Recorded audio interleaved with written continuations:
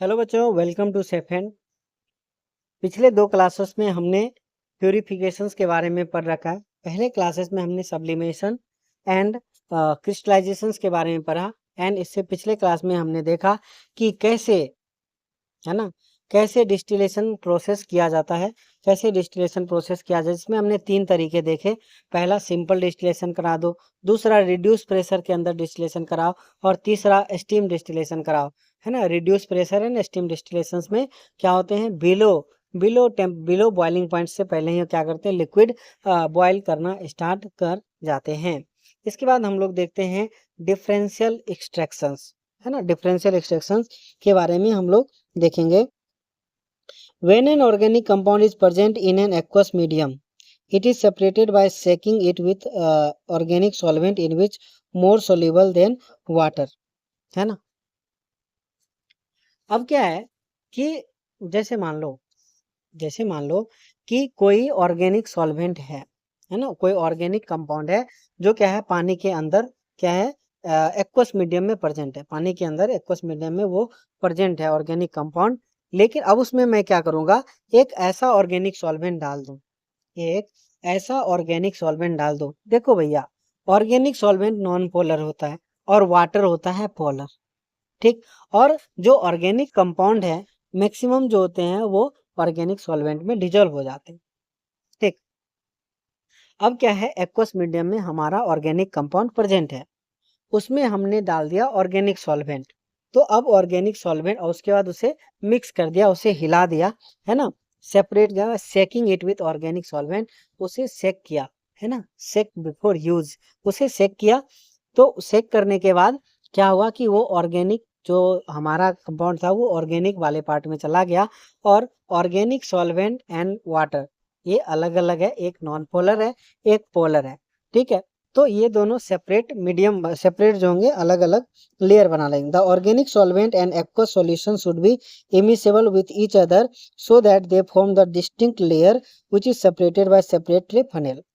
Simple बात है, water polar medium है and organic solvent non polar medium है, और पोलर ही पोलर के साथ डिजोल्व होते हैं डिजोल्व लाइक वाले कंसेप्ट से, इसीलिए वो दोनों क्या हो जाएंगे, अलग हो जाएंगे।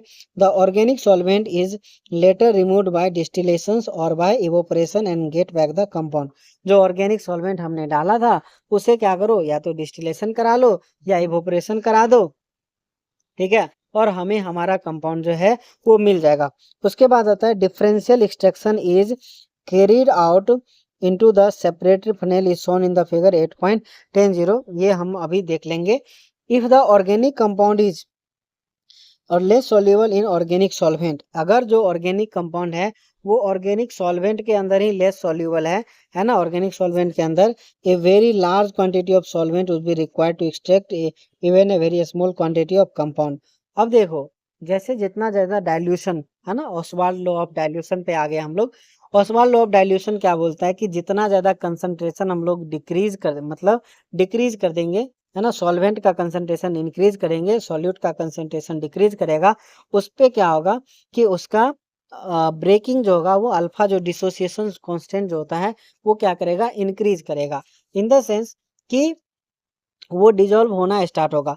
अगर कोई ऑर्गेनिक कंपाउंड है वो क्या हो रहा है, ऑर्गेनिक सॉल्वेंट में कम डिजोल्व हो रहा है, तो उसके लिए हमें क्या करना पड़ेगा, डाइल्यूशन बढ़ाने के लिए, डाइल्यूट करने के लिए उसे हमें बहुत ही ज़्यादा ऑर्गेनिक सॉल्वेंट की ज़रूरत पड़ जाएगी थोड़ी सी क्वांटिटी के लिए।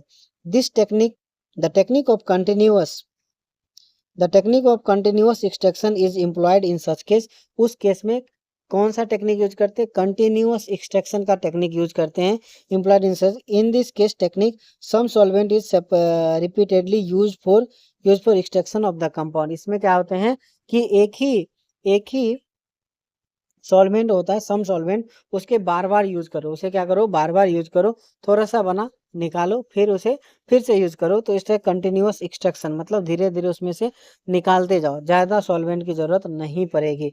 तो ये हमारा क्या हो गया कि डिफ्रैक्शन एक्सट्रैक्शन जो है वो फिनिश होता है यहाँ पे।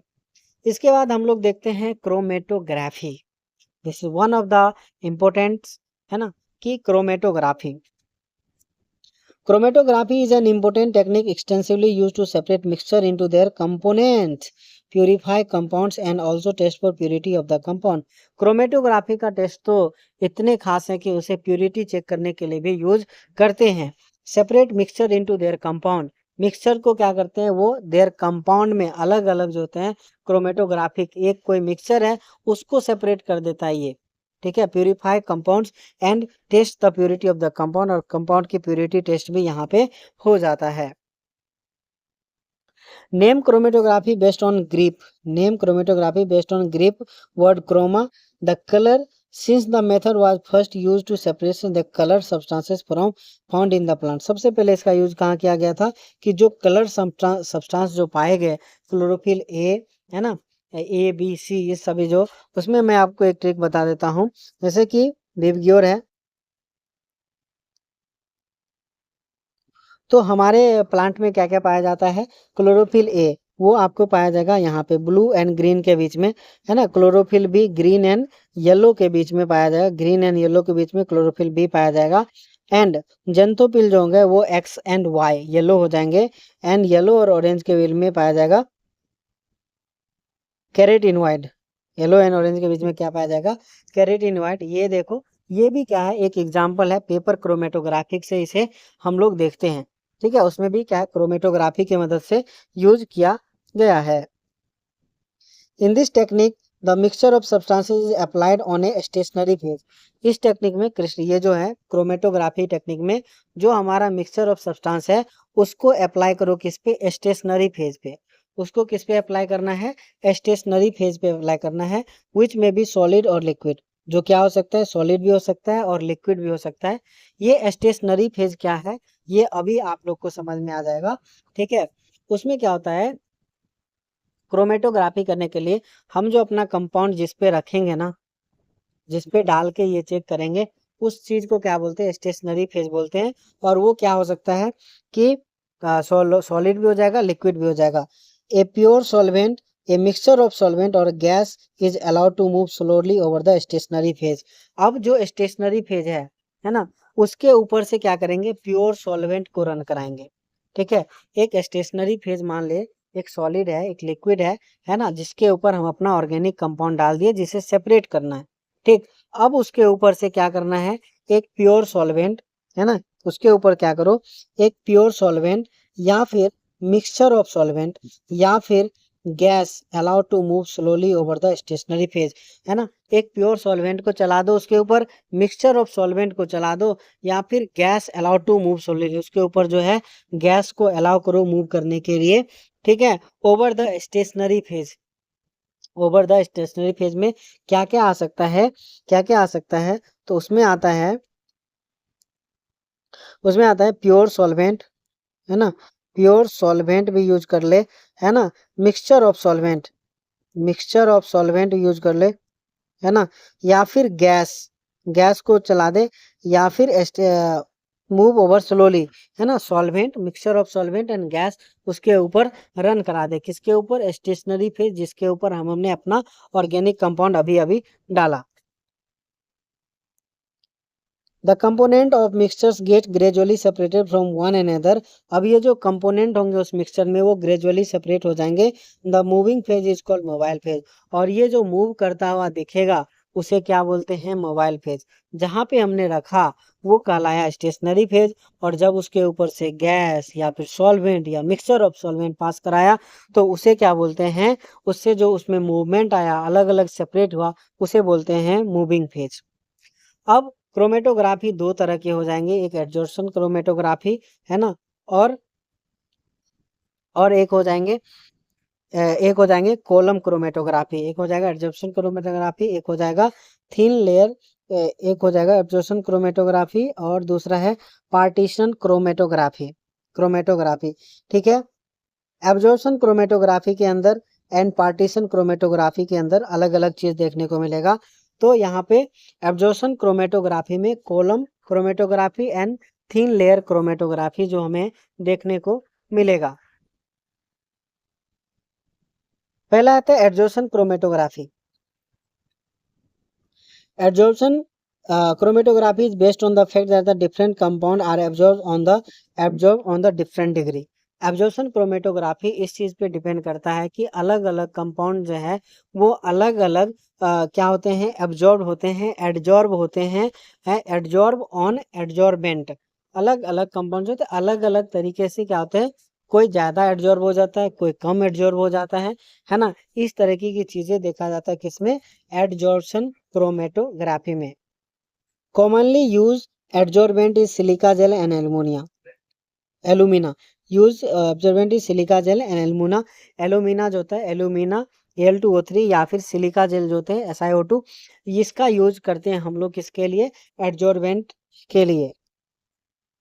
When an mobile phase is allowed to move over the stationary phase, जब एक मोबाइल फेज को अलाउ करते हैं किसके ऊपर, वही जो गैस था है ना, सॉल्वेंट था, मिक्सचर ऑफ सॉल्वेंट था, वही मोबाइल फेज है, उसे जब अलाउ करते हैं मूव ओवर स्टेशनरी फेज है ना, स्टेशनरी फेज यानी adsorbent. The component of mixtures move by wearing distance over the stationary phase. तो अब क्या है कि देखो, स्टेशनरी फेज पे हमने डाल दिया ऑर्गेनिक कंपाउंड डाल देने के बाद उस पर मोबाइल फेज को रन कराया। मोबाइल फेज को रन कराने से क्या होगा कि जिसका एडजॉर्बेंट क्या है, ज्यादा है, जो ज्यादा एडजॉर्ब हो रहा है वो क्या करेगा, कम मूव करेगा, जो कम एडजॉर्ब मूव हो रहा है वो क्या करेगा, ज्यादा दूर तक मूव करेगा, है ना। ये है एडजॉर्प्शन का। Following the two main type of chromatographic technique based on the principle of adsorption, इसमें दो तरह के हम लोग देखते हैं। पहला है कॉलम क्रोमेटोग्राफी एंड दूसरा है थिन लेयर क्रोमेटोग्राफी। पहला क्या है, कॉलम क्रोमेटोग्राफी एंड दूसरा है थिन लेयर क्रोमेटोग्राफी। एडजॉर्प्शन में है ना, पार्टीशन वो हम लोग बाद में देखेंगे। अब आता है बात किसका, कॉलम क्रोमेटोग्राफी का, है ना। किसका बात आता है, कॉलम क्रोमेटोग्राफी का। तो इसमें हम लोग देखते हैं क्या क्या दे रखा है। Column chromatography involve separation of mixtures over column of adsorbent stationary phase placed in a glass tube. इसमें क्या है कि कॉलम क्रोमेटोग्राफी में separation of mixture over A column of adsorbent, एक एडजॉर्बेंट का क्या है, कॉलम बना हुआ है, ठीक है। एडजॉर्बेंट यहाँ पर क्या है, ये क्या है, ए कॉलम, ये क्या है, एडजॉर्बेंट है, ठीक है। ये क्या है, एडजॉर्बेंट है। अब इसके ऊपर मिक्सचर ऑफ कंपाउंड हमने डाला, इसके ऊपर क्या डाला, मिक्सचर ऑफ कंपाउंड हमने डाला। ये क्या है हमारा एडजॉर्बेंट, यानी कि एडजॉर्बेंट यानी स्टेशनरी फेस है। ये क्या है, स्टेशनरी फेस है। ये मिक्सचर जिसे हमें क्या करना है, सेपरेट करना है। और ये सॉल्वेंट जो क्या है, मोबाइल फेज है। सॉल्वेंट क्या है, मोबाइल फेज है,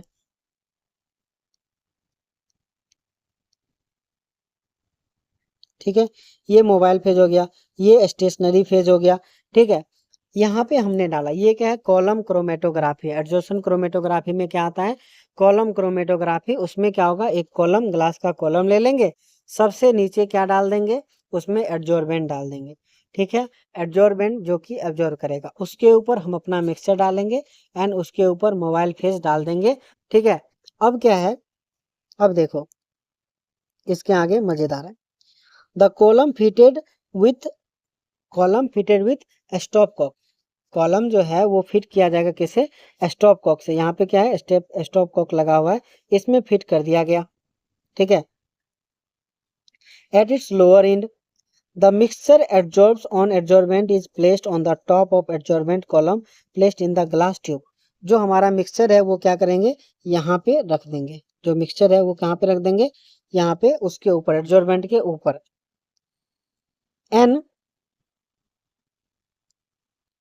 An appropriate eluent which is liquid or a mixture of liquid allowed to flow down column slowly।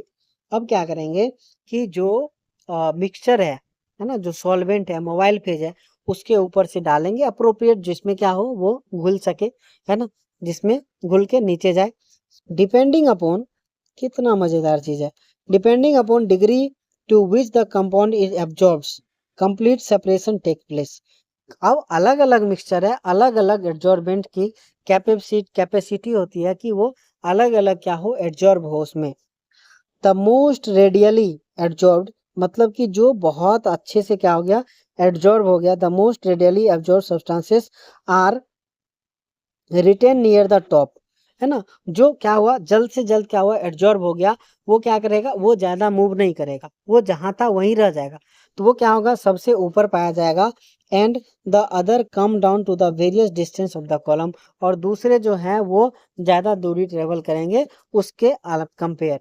यहाँ पे देखो जैसे कि ए वाले जो पार्ट है वो क्या हुआ, ए वाला जो है वो क्या हुआ, मोस्ट रेडियली ऑब्जर्व था, वो क्या था, मोस्ट रेडियली ऑब्जर्व हुआ, तो ये वाला पार्ट जो यहीं पे रह गया, एन आगे बी सी चला गया। कुछ देर बाद देखा गया तो सी जो है वो ज्यादा, वो कम एब्जॉर्ब था, ए क्या है, सबसे ज्यादा एब्जॉर्ब था, मोस्ट एब्जॉर्ब। ठीक, ये लिस्ट लिस्ट एब्जॉर्ब हुआ तो सबसे ज्यादा दूर गया, और इस तरह से क्या हुआ, अलग हो गया। इसके आगे हम लोग देखते हैं thin layer chromatography. Column chromatography हो गया, एड्जॉर्प्शन के ऊपर बेस्ड है। थिन लेयर क्रोमेटोग्राफी भी क्या है, एड्जॉर्प्शन के ऊपर बेस्ड है।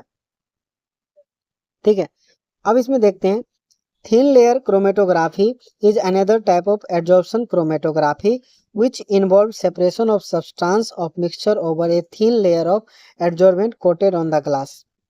वहां पे हमने क्या देखा, कॉलम क्रोमेटोग्राफी में पूरा का पूरा एड्जॉर्बेंट जो था वो किस पे लगा हुआ था, पूरा का पूरा एड्जॉर्बेंट जो था वो ग्लास ट्यूब में भरा हुआ था।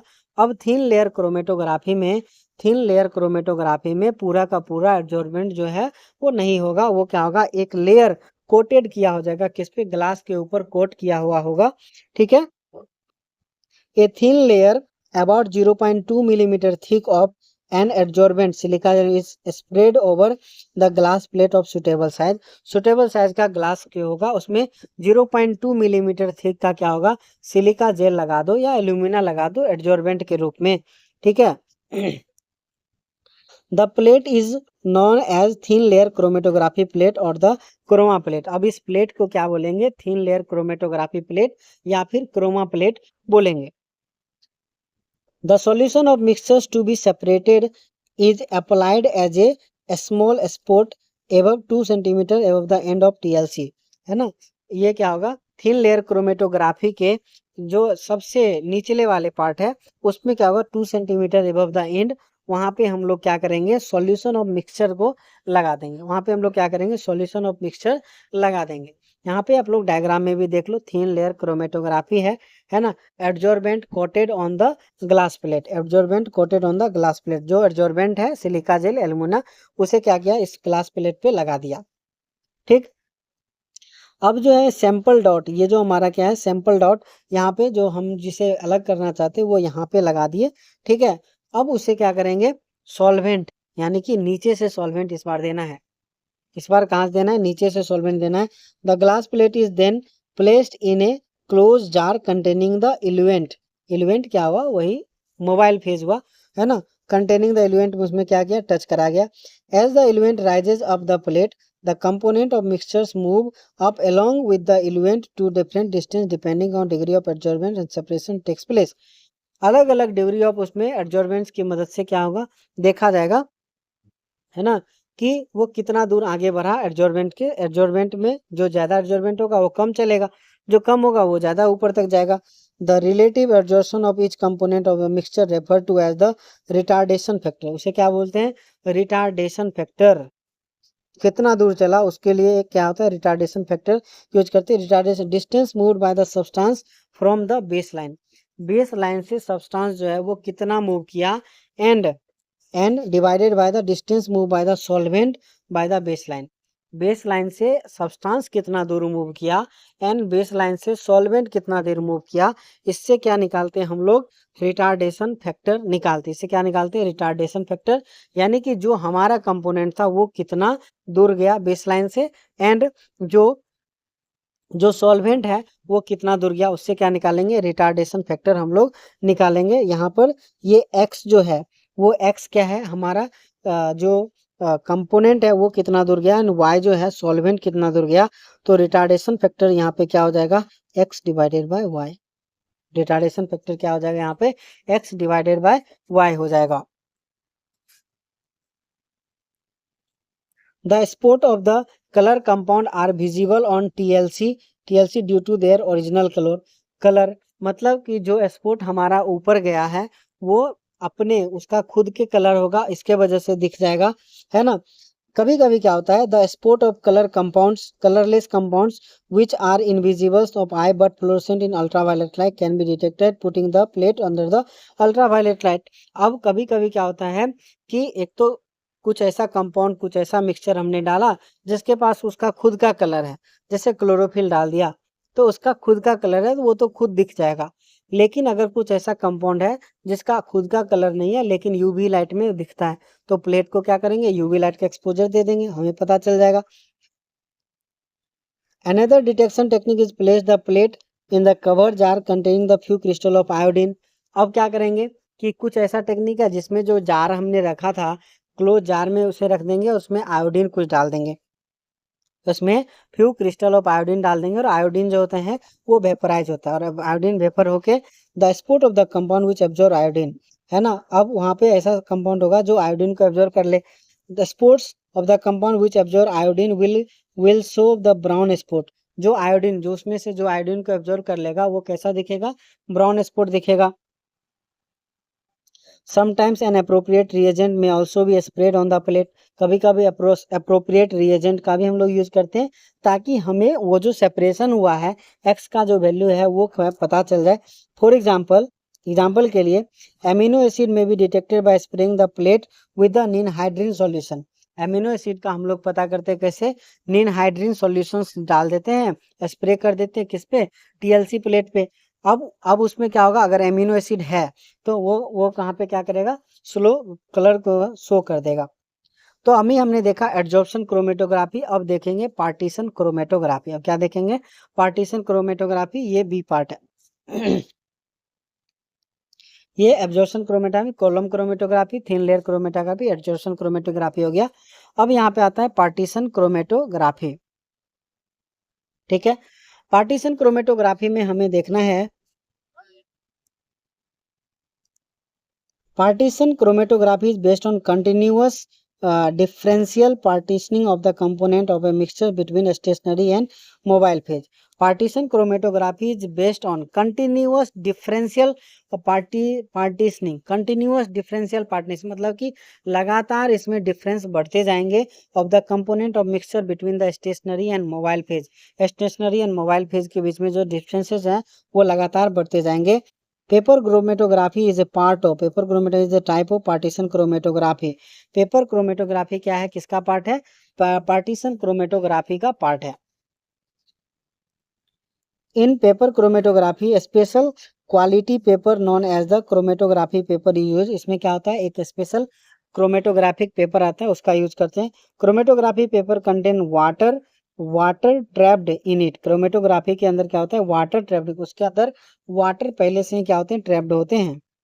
विच act as stationary phase, which act as stationary phase. Chromatography paper contain water trapped in it which act as stationary phase. Chromatography paper के अंदर पहले से ही क्या होता है, वाटर ट्रैप्ड होते हैं, उसके अंदर पहले से ही वाटर होते हैं और वो कैसा शो करता है, एज ए स्टेशनरी फेज। वो वाटर जो है वो कैसे शो करेगा, एज ए स्टेशनरी फेज, ये याद करने वाली बात है। A strip of chromatography paper spotted as a base with a solution of a mixture which is suspended in a suitable solvent or mixture of solvent, है ना। A strip of chromatography paper spotted at base with solution of mixture, है ना। जो हमारा mixture है उसे क्या करेंगे, बेस पे लगा देंगे। Mixture of a mixture is suspended in suitable solvent, और उसे सस्पेंड कर देंगे किसमें, सुटेबल सॉल्वेंट के अंदर, और ए मिक्सचर ऑफ सॉल्वेंट के अंदर उसे क्या करेंगे, सॉल्वेंट के अंदर उसे क्या करेंगे, डाल देंगे, ताकि अब वहां पे कैपिलरी राइज होगा। This solvent act as the mobile phase. ये जो सॉल्वेंट होगा वो मोबाइल फेज की तरह काम करेगा भैया। The solvent rises up the paper of capillary action and flow over the sports.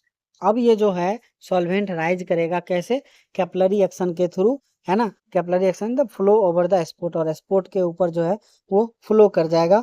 The paper selectively retain different component according to their different partition in 2 phase, है ना। अब क्या करेगा ये, the paper selectively retain different component, selectively retain करेगा different component को, जो mixture डाला उसमें डिफरेंट कंपोनेंट को सिलेक्टिवली रिटर्न करेगा, मतलब किसी को जाने देगा, किसी को रोकेगा, किसी को थोड़ा देर बाद रोकेगा, किसी को थोड़ा और आगे जाने के बाद रोकेगा, according to their differing partition in 2 phase, उस 2 फेज के बीच में जो पार्टीशंस हो रहा है इसके में क्या करेगा, उसे रोकेगा। The paper strip so developed is known as chromatogram, उसे इस तरीके से डेवलप किया गया, उसका नाम रखा गया chromatogram. The spot of the separated colour compound is visible at different height from the portion of initials, अलग अलग जगह पे अलग अलग हमें देखने को मिलेगा। Paper chromatography, chromatography paper two different shape, यहाँ अलग अलग तरह के क्रोमेटोग्राफिक पेपर हमें देखने को मिल रहा है।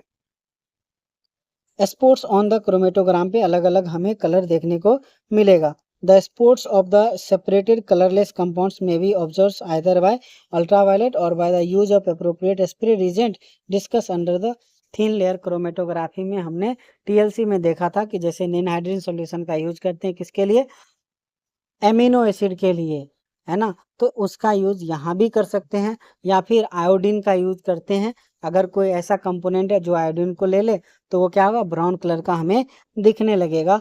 तो यहाँ पे हमारा क्या होता है, प्यूरिफिकेशन जो होते हैं, फिनिश होता है, जिसके अंदर हमने देखा sublimation, crystallisation, distillation and chromatography, and एक आया उसमें डिफरेंशियल एक्सट्रैक्शंस का भी पार्ट आया, है ना। इन सभी पांचों के पांचों हमने क्या किया, फिनिश किया। और इसके आगे हम लोग देखेंगे अगले क्लास में क्वांटिटेटिव एनालिसिस के बारे में कि कैसे, है ना, कार्बन का पता, क्वांटिटेटिव एंड क्वालिटेटिव एनालिसिस उसमें दोनों आता है। सबसे पहले हम लोग देखेंगे क्वालिटेटिव एनालिसिस कि जिसमें कि कार्बन है ना, हाइड्रोकार्बन, नाइट्रोजन, फॉस्फोरस, है ना, हेलोजन कौन से प्रेजेंट है, कैसे पता करेंगे। एंड उसके बाद कितने कार्बन पर कितने परसेंटेज कार्बन है, कितने परसेंटेज नाइट्रोजन है, कितने परसेंट फॉस्फोरस है ना, इन सभी चीज़ों का हम लोग देखेंगे। ठीक है, तब तक के लिए okay bye, thank you so much.